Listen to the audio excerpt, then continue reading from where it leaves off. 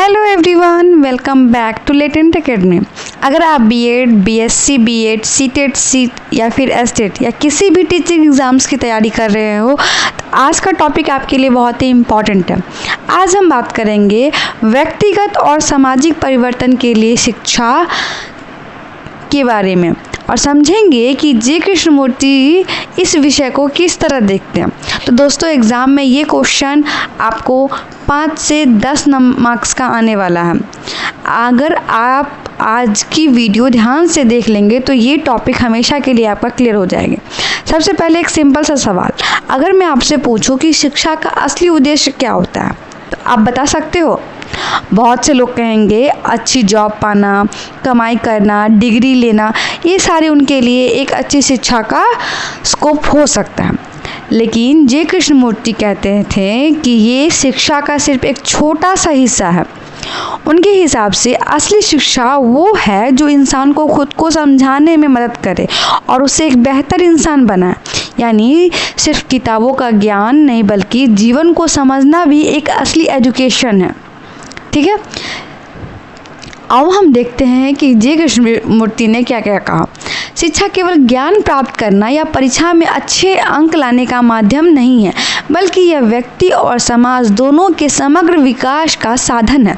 प्रसिद्ध भारतीय दार्शनिक और शिक्षाविद जे कृष्णमूर्ति ने शिक्षा को मानव जीवन में परिवर्तन का सबसे प्रभावशाली माध्यम माना है। उनके अनुसार वास्तविक शिक्षा का उद्देश्य केवल बुद्धि का विकास नहीं बल्कि व्यक्ति के संपूर्ण व्यक्तित्व, चेतना, संवेदनशीलता, नैतिकता और आत्मबोध का विकास करना है। सोचो, हमारे जे कृष्णमूर्ति कितनी अच्छी बातें कहते हैं कि अगर हमें शिक्षित बनना है तो उसके लिए सबसे पहले ज़रूरी है हम अपने आप को समझें, हम अपने जीवन को समझें। वही हमारी एक असली शिक्षा है। हमारे जीवन में हमारी संवेदनशीलता, हमारी नैतिकता यानी कि हमारे अच्छे बुरे व्यवहार, हमारा खुद के प्रति आत्मबोध, इन सब को अगर हम अच्छे से डेवलप कर लेते हैं तो हम एक शिक्षित व्यक्ति बन सकते हैं, हम शिक्षित व्यक्ति कह सकते हैं। आओ हम देखते हैं जे कृष्णमूर्ति के अनुसार शिक्षा का क्या सब प्रमुख विचार है। ठीक है, देखो, जैसा कि हमने देखा कि कृष्णमूर्ति कहते हैं कि सबसे पहले इंसान को खुद को समझना चाहिए।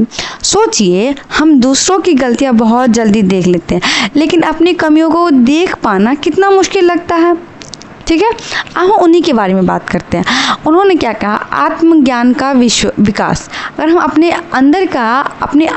अंदर के ज्ञान का विकास करेंगे तो कैसे करेंगे? देखो, कृष्णमूर्ति के अनुसार शिक्षा का सबसे महत्वपूर्ण उद्देश्य स्वयं को जानना है। विद्यार्थी अपने जीवन, अपने विचारों, भावनाओं और इच्छाओं और व्यवहार को समझे। आत्मज्ञान व्यक्ति को सही निर्णय लेने में और जीवन की चुनौतियों का सामना करने में सक्षम बनाता। देखो, अगर हम सबसे पहले ये समझें कि शिक्षा का सबसे पहला काम क्या होता है, ये समझना कि मैं कौन हूँ। ठीक है, मेरी सोच क्या है, मेरे डर क्या है, मेरी ताकत और कमियाँ क्या है। जब इंसान खुद को समझने लगता है तभी उसके अंदर असली बदलाव आता है। तो सबसे पहले ज़रूरी है उसको खुद के ज्ञान का विकास करना। ठीक है, नेक्स्ट देखते हैं स्वतंत्र चिंतन यानी कि इंडिपेंडेंट थिंकिंग। उन्होंने ऐसा आखिरकार क्यों कहा कि इंडिपेंडेंट थिंकिंग इतनी ज़रूरत है, उसके बारे में हम देखते हैं। इंडिपेंडेंट थिंकिंग पे उनका क्या राय था उसके लिए अब हम यहाँ पे डिस्कस करेंगे। शिक्षा का कार्य केवल तथ्यों को रटवाना नहीं है। विद्यार्थियों में प्रश्न पूछने, तर्क करने और स्वतंत्र रूप से सोचने की क्षमता को विकसित करनी चाहिए। आधुनिकीकरण के स्थान पर विवेकपूर्ण चिंतन को बढ़ावा देना आवश्यक है। आज के टाइम में सोशल मीडिया पर कोई भी इंफॉर्मेशन वायरल हो जाती है और लोग बिना सोचे मान भी लेते हैं। तो ये कितनी गलत बात हुई। कृष्णमूर्ति इस बात को एकदम बिल्कुल इस बात के खिलाफ थे। वो कहते थे कि हर बात पर सवाल करो, सिर्फ इसलिए किसी बात को मत मानो क्योंकि टीचर ने बोला है, पेरेंट्स ने बोला है या सोसाइटी बोल रही है। इन सब चीज़ों पे ध्यान मत दो बल्कि लॉजिकल सोचो, रीजनिंग करो, एविडेंस देखो। इसी को कहते हैं इंडिपेंडेंट थिंकिंग यानी कि आप किसी दूसरे के विचार पे नहीं चल रहे बल्कि आपकी खुद की सेल्फ मेड एक थिंकिंग आपके अंदर है जो आपको खुद ब खुद सोचने के लिए मजबूर करती है। भय मुक्त शिक्षा, यानी कि आपको फियर फ्री एजुकेशन की बात कर रहा है, फियर फ्री एजुकेशन। देखो दोस्तों, मैं समझ सकती हूँ थोड़ी आपको प्रॉब्लम हो रही होगी, ये हिंदी में लिखा हुआ है इस वजह से, पर देखो हमें यहाँ पे अच्छे से कॉन्सेप्ट्स को समझना है, ना कि लैंग्वेज को एज ए बैरियर मान लेना है। हिंदी भी हमारे लिए उतना ही इक्वल है और इंग्लिश भी उतना ही इक्वल है। हालांकि मैं बहुत सारे चीज़ों को बाइलिंगुअल वे में बोलने की कोशिश करती हूँ ताकि आपको बहुत अच्छे से समझ में आए। चलो देखते हैं फियर फ्री एजुकेशन क्या होता है। भय सीखने की प्रक्रिया को बाधित करता है। दंड, प्रतियोगिता और सफलता का डर विद्यार्थियों की रचनात्मकता को कम करता है। विद्यालय का वातावरण प्रेम, सहयोग और विश्वास पर आधारित होना चाहिए। आप एक क्लासरूम इमेजिन कीजिए, टीचर के आते ही बच्चे वहाँ डर जाते हैं। गलत आंसर दिया तो पनिशमेंट का डर हो जाता है, मार्क्स कम आए तो वो एक डांट का डर हो जाएगा। ऐसे इन्वायरमेंट में बच्चा सीखेगा या सिर्फ और सिर्फ डरेगा? कृष्णमूर्ति कहते हैं फियर लर्निंग का सबसे बड़ा दुश्मन होता है। जहाँ डर होगा वहाँ क्रिएटिविटी नहीं होगी। इसलिए स्कूल का एनवायरनमेंट प्यार, ट्रस्ट और रिस्पेक्ट से भरा होना चाहिए। ठीक है, अब हम देखते हैं समग्र विकास। समग्र विकास की अगर हम बात करें तो इसको कहा जाता है हॉलिस्टिक डेवलपमेंट, यानी कि सारा का सारा डेवलपमेंट। हॉलिस्टिक डेवलपमेंट इसको कहा गया, यानी कि समग्र, सभी चीज़ों को लेकर के। शिक्षा केवल बौद्धिक विकास तक सीमित नहीं होनी चाहिए, बल्कि शारीरिक, मानसिक, भावनात्मक और नैतिक विकास पर समान ध्यान दिया जाना चाहिए। एक संतुलित व्यक्तित्व का निर्माण ही वास्तविक शिक्षा है। उनके हिसाब से एजुकेशन सिर्फ दिमाग का डेवलपमेंट नहीं करता। एक अच्छी एजुकेशन में डेवलप होता है माइंड, बॉडी, इमोशन, कैरेक्टर, हमारे वैल्यूज़। यानी बच्चा सिर्फ इंटेलिजेंट ही नहीं बल्कि रिस्पॉन्सिबल और काइंड भी बनना चाहिए। क्यों? क्योंकि वो आने वाले समय में हमारे देश का नागरिक है। अगर हम उनको ये सारी चीज़ें उनके अंदर नहीं लाएंगे तो उनके साथ बहुत गलत करेंगे, क्योंकि उनको एक सही सोसाइटी, एक अच्छा नागरिक बनाने में कहीं ना कहीं हम पीछे रह जाएंगे। देखो, संवेदनशीलता और करुणा क्या है उसके बारे में देखते हैं। शिक्षा व्यक्ति को दूसरे के दुख सुख को समझने योग्य बनाती है। करुणा, सहानुभूति और मानवता जैसे मूल्यों का विकास सामाजिक समरसता के लिए आवश्यक है। संवेदनशील नागरिक ही बेहतर समाज का निर्माण कर सकता है। कृष्णमूर्ति कहते हैं एजुकेशन का मतलब सिर्फ सक्सेसफुल बनना नहीं है। एजुकेशन का मतलब एक अच्छा इंसान बनना, सच बोलना, दूसरों की हेल्प करना, नेचर का रिस्पेक्ट करना, सबके साथ इक्वलिटी से रहना, ये सब भी एजुकेशन का हिस्सा है। ठीक है, आप समझते हैं व्यक्तिगत परिवर्तन में शिक्षा की क्या भूमिका होती है उसके बारे में। देखो, व्यक्तिगत विकास क्या? सबसे पहला हमारा शिक्षा आत्मविश्वास, अनुशासन और जिम्मेदारी की भावना विकसित करती है। व्यक्ति अपने गुणों और कमियों को पहचान कर एवं स्वयं में सुधार करता है। व्यक्तिगत परिवर्तन का मतलब होता है इंसान के अंदर होने वाले पॉजिटिव चेंजेस। एजुकेशन से क्या होता है? सबसे पहले तो हमारा जो सेल्फ कॉन्फिडेंस है वो बूस्ट अप होता है। सेल्फ कॉन्फिडेंस बढ़ता है तो हमें कोई भी चीज़ करने के लिए बहुत ही ज़्यादा मोटिवेशन प्रोवाइड होता है। दूसरा, हमारे अंदर डिसिप्लिन आता है कि हम समझते हैं किसी चीज़ को हमें एक स्ट्रक्चर्ड वे में कैसे करना। तीसरा, हमारे अंदर डिसीजन मेकिंग आती है कि हम किसी चीज़ का डिसीजन कैसे ले सकते हैं उसके बारे में हम सोचते हैं। चौथा, हमारे अंदर पॉजिटिव थिंकिंग आती है कि हम पॉजिटिव कैसे सोचें, पॉजिटिव थिंकिंग हम अपने अंदर डेवलप कैसे करें उसके बारे में। और पांचवा सबसे इम्पॉर्टेंट है सेल्फ कंट्रोल। सेल्फ कंट्रोल बहुत ही इम्पॉर्टेंट चीज़ है। सेल्फ कंट्रोल बढ़ता है। देखो, जैसे मैं आपको एग्जांपल देके समझाऊं, एक स्टूडेंट पहले हर बात पर गुस्सा करता था, समझो, और एजुकेशन और सेल्फ अवेयरनेस के बाद वही स्टूडेंट जो है पेशेंस से प्रॉब्लम को सॉल्व करने लगता है। तो यही है क्या? व्यक्तिगत परिवर्तन, जहाँ बच्चे के अंदर शिक्षा आने के बाद वो उस चीज़ को बहुत ही कामनेस के साथ करता है। नेक्स्ट देखते हैं नैतिक मूल्यों का विकास क्या होता है। सत्य, ईमानदारी, सहयोग और अहिंसा जैसे मूल्यों का विकास होता है। व्यक्ति समाज के प्रति अपने कर्तव्यों को समझता है।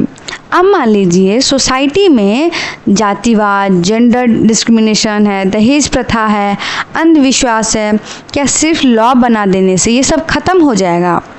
नहीं ना। हमें अपने अंदर ईमानदारी को रखना चाहिए, हम लोगों के प्रति सहयोग वाली भावना से रहें, अहिंसा के साथ रहें। इससे क्या हो जाएगा ना कि लोग एक अच्छे व्यक्तित्व की ओर बढ़ेंगे, लोग बहुत ही ज़्यादा अच्छा सोच के साथ आगे बढ़ेंगे। नेक्स्ट देखते हैं निर्णय क्षमता का विकास करना। हमें अपना निर्णय कैसे लेना उसका विकास करना। शिक्षा व्यक्ति की विवेकपूर्ण निर्णय लेने में सक्षम बनाती है।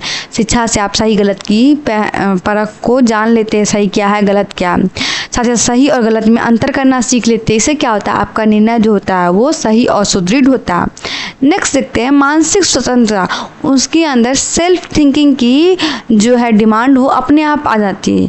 ये क्या करता है, व्यक्ति को रूढ़ या अंधविश्वास और संकीर्ण सोच में मुक्त कर देता है। वह स्वतंत्र और वैज्ञानिक दृष्टिकोण को अपनाता है। अगर आप एजुकेटेड होगे तो आप देखते होगे कि आप जल्दी ही अंधविश्वास पे भरोसा नहीं करते होगे, बल्कि आप हर चीज़ को प्रैक्टिकली सोचते होगे, उसका एविडेंस मांगते होगे, साइंटिफिक तरीके से क्या ये सही है या गलत है, इसके बारे में ज़रूर तर्क वितर्क करते होगे।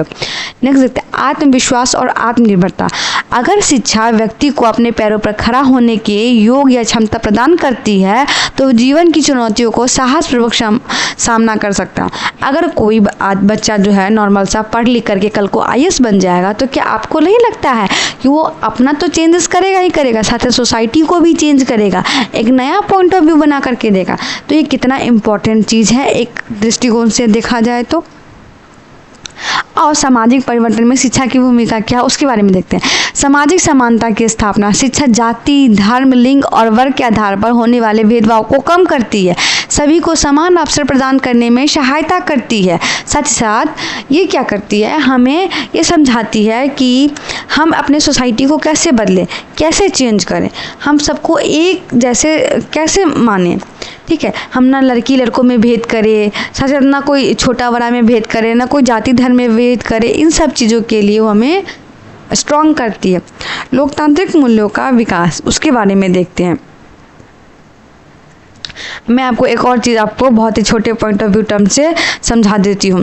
सोचिए, अगर आप जातिवाद बहुत करते हैं या फिर लड़का लड़की का वो डिस्क्रिमिनेशन बहुत करते हैं, दहेज प्रथा करते हैं, अंधविश्वास में भरोसा करते हैं, तो इन सब से क्या हो जाएगा कि हम सोचेंगे कि हम एक सोसाइटी को नया रूप दे देंगे, पर ऐसा ज़रूरी नहीं है। जब लोग अगर एजुकेटेड होगा तो क्या होगा, सोसाइटी जो है अपना सोच को बदलेगा। एजुकेशन लोगों को सिखाता है कि सब बराबर होता है, लड़की हो या लड़का दोनों इक्वल है, अपॉर्चुनिटी दोनों को मिलनी चाहिए। इंसानियत सबसे बड़ा धर्म है। ये चीज़ कब समझ में आती है, हमारे शिक्षा आने के बाद ही। इसी तरह एजुकेशन सोसाइटी में इक्वलिटी, डेमोक्रेसी और सोशल जस्टिस लेकर के आती है क्या, हमारी एजुकेशन। ठीक है, लोकतांत्रिक मूल्यों का विकास क्या उसका, शिक्षा स्वतंत्रता, समानता, न्याय और बंधुत्व की भावना को विकसित करती है। नागरिक अपने विचारों और कर्तव्यों के प्रति जागरूक बनते हैं। नागरिक अपने अधिकारों और कर्तव्यों के प्रति जागरूक बनते जाते हैं। देखो, एक एजुकेटेड सिटीजन अपने राइट्स जानता है, अपनी ड्यूटीज़ भी जानता है, वोट की रिस्पॉन्सिबिलिटी समझता है, इन्वायरमेंट का ध्यान रखता है और करप्शन के खिलाफ आवाज़ उठाता है। इसी तरह एजुकेशन एक रिस्पॉन्सिबल सिटीजन को भी बनाता है। ठीक है, तो ये कितना इम्पोर्टेंट चीज़ हुआ। सामाजिक कुरीतियों का उन्मूलन, जैसे कि बाल विवाह, दहेज प्रथा, लैंगिक भेदभाव और अंधविश्वास जैसी समस्याओं के विरुद्ध जागरूकता उत्पन्न होती है। शिक्षित समाज सामाजिक सुधार की दिशा में कार्य करता है। सोचो, अभी बहुत पहले हम लोग सुनते थे कि सती प्रथा था, बाल विवाह था, पर्दा प्रथा था।